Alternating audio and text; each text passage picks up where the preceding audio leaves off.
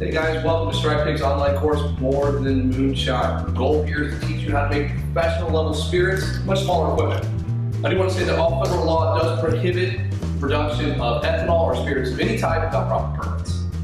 So please do not use this information to make spirits for personal use or resale use. Now that's aside, let's move on to the episode and let's have a good time. Hey guys, welcome to the first episode of Strike Pig's More Than Moonshine. In today's episode, we're going to teach you the essentials needed to make your fermentation or beer.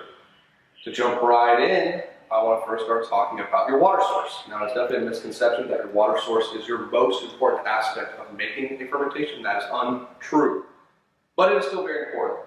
What you do need is a nice, soft water, and your pH is what's really most important. The pH helps the enzymes react best, helps your conversion from your starch to sucrose work wisely, and it gives you the best flavor possible. For any water, be it a molasses fermentation or a grain fermentation, what you need is a pH from 4.5 to 5.5, and you can simply add phosphoric acid to your tap water, which is probably around 7.0, and there's of course really inexpensive pH meters that you can get online. After the water, I feel the most important ingredient is your grain. There's lots of different examples of grain.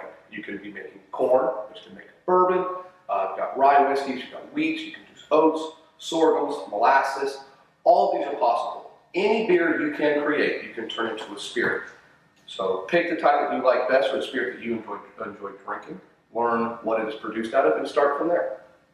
The next thing that you need is a form of enzyme. There's two ways you can get enzymes. You can use a malted material or you can use a commercial enzyme. For first getting started, I would certainly suggest using a commercial enzyme.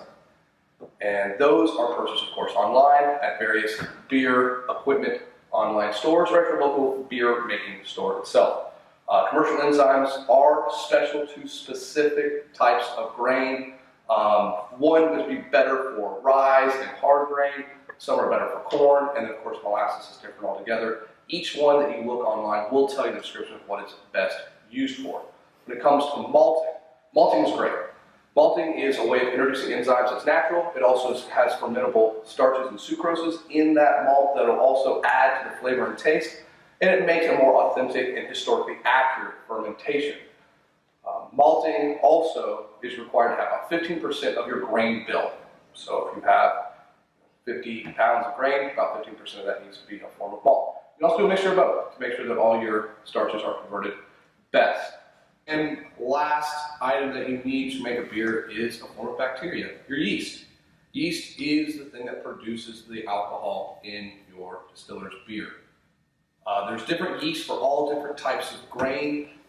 Most similar, once again, rum or molasses will have its own type of yeast, and then grains will pretty much have its own type. Liquid or powder, not hydrated, they're all the same. Use different ones to find which one works best for you.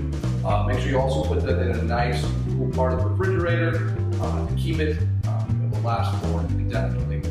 That is also available online. After that, what you really need to do is watch our next episode to learn how to combine these ingredients to make a distiller's beer, and that'll get you started. See you in the next episode.